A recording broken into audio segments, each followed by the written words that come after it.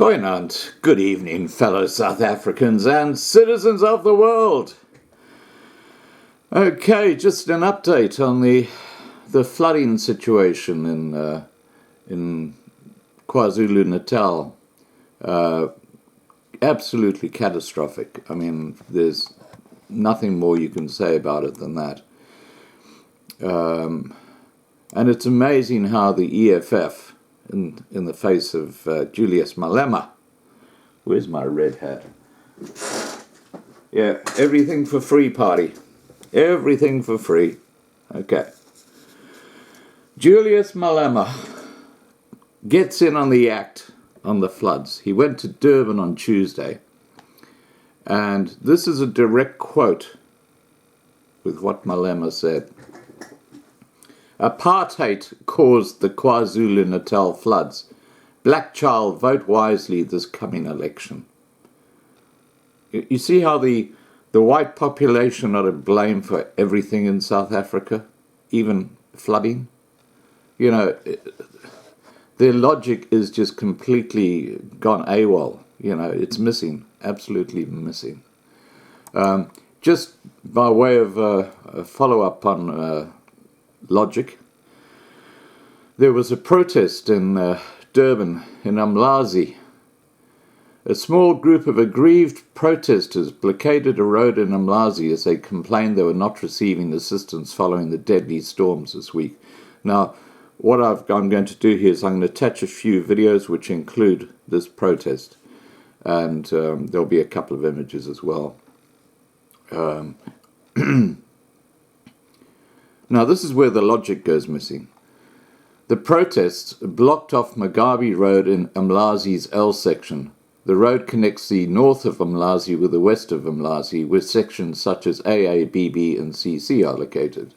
Some of the residents had told broadcaster Anchor earlier on Thursday that they would protest as they were not receiving assistance following the storm, which has now killed 70 people, and that figure is rising very fast. I reckon it's going to be hundreds of people who've been killed in this terrible, terrible flooding.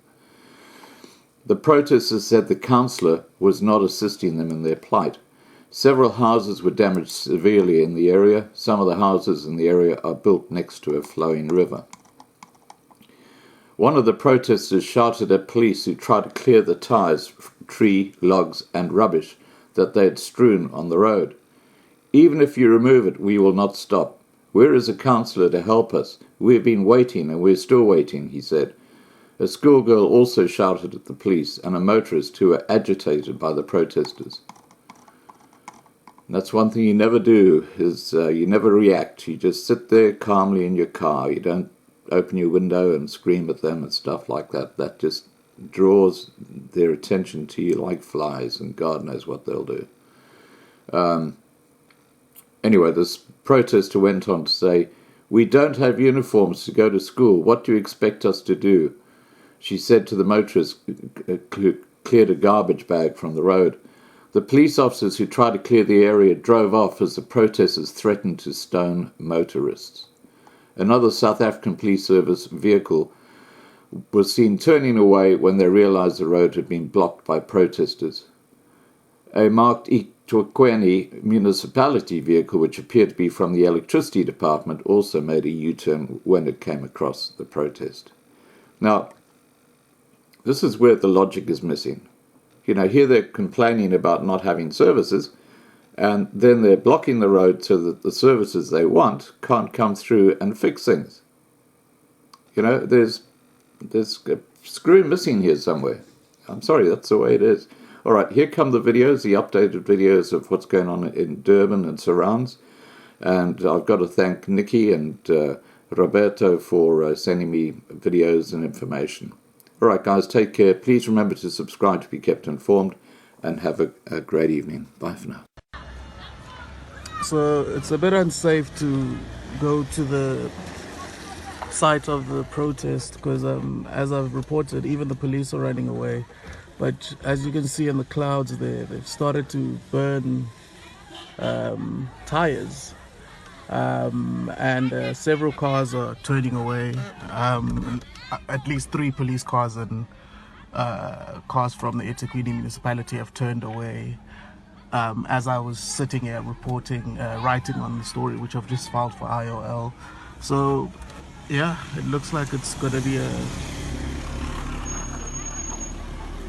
an inferno, a night of inferno here. Those are tires that are burning on the streets. This is Mugabe Road in Umlazi's L section.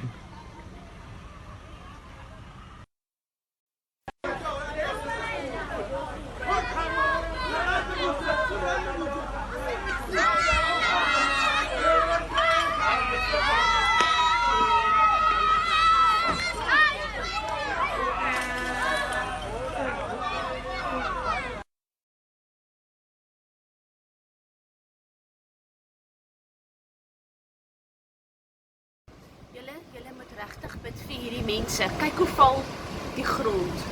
Kan julle die walle. Kyk, kyk hoe val. Daar gaan die huis. Daar gaan die huis. Here, asseblief beskerm net die mense wat daar binne is. Here, ons kom na U toe in die wonderlike naam van Here Jesus Christus. Here, dit is net aardse goed, maar ons bid vir die huis. Ons bid vir die huis. Here, ons bid vir die huis, die mense in die huis. Dis wat ons bid, Here, asseblief in Jesus naam. Here, beskerm ook vir ons terwyl ons hier is, Here, en dankie dat ons net sukkel met water. Kinders, dis niks teenoor hierdie mense nie. Kyk net daar, hoe stroom die water daar af. Die huis hier langsaan met die sonpanele begin ook. Hy's op die kant. Hy begin ook ingee. Julle, ons is okay. Moenie oor ons bekommer nie. Kyk, daar swembad gaan nou gaan. Ek gaan net 'n volgende video. Oh my good Lord. Oh dear Father.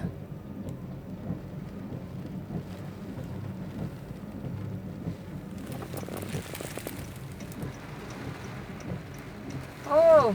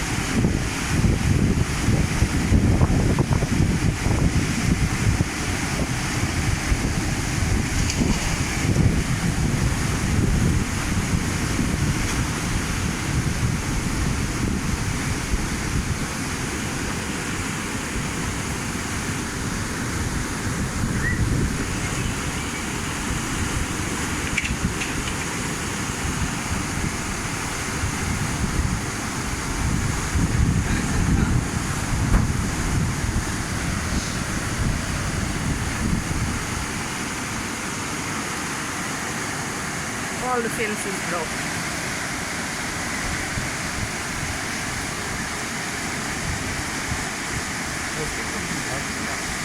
Go help them.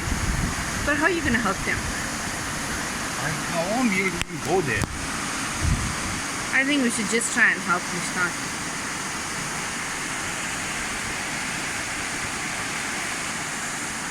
This is too bad. Wanda, good morning to you. So, first and foremost, the death toll rising to 70. How devastating is this for provincial authorities there? Good morning, Xoli. It definitely didn't sit well with them at the fact that the death toll has risen and is around the 70 mark. And as a matter of fact, the acting premier said there that more figures or revised statistics will be released during the course of the day. And one can expect that number to increase as MECs continue to go to the various areas and visit families that have been affected. So once they go to other areas, because he mentioned the fact that the areas that were affected the most were eThekwini, Ugu, King Cetshwayo and Herigwala. Now, the officials are going around through all those areas and finding out exactly who has been affected and how. And once they've completed their tour of visiting families, we may as well expect those numbers to increase, which will be catastrophic, because no one really expected that the loss of life would amount to the numbers that we're seeing. In fact, any loss of life is not something that anyone would want to see. But unfortunately, that's how powerful and deadly these floods have turned out to be. Mawande, one of the key questions that journalists were asking the acting premier there was the issue of the storm water drainage system, and lots of criticism, in particular where you were yesterday in Amanzimtoti. How did the acting premier respond to this?